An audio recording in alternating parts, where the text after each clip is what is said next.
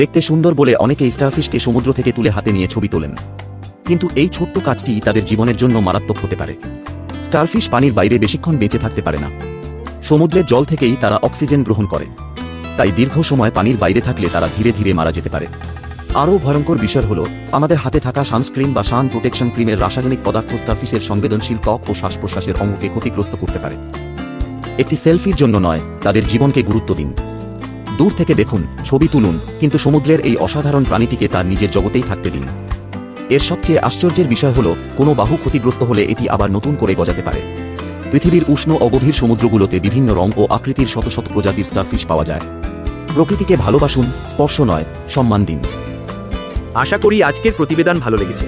শেষ পর্যন্ত দেখার জন্য ধন্যবাদ। এইরকম আরও অজানা তথ্য প্রতিদিন পেতে এখনই চ্যানেলটি সাবস্ক্রাইব করে রাখুন। আমার চেষ্টাকে সফল করতে পাশে থাকুন ও কমেন্টসে ভালোবাসা দিন।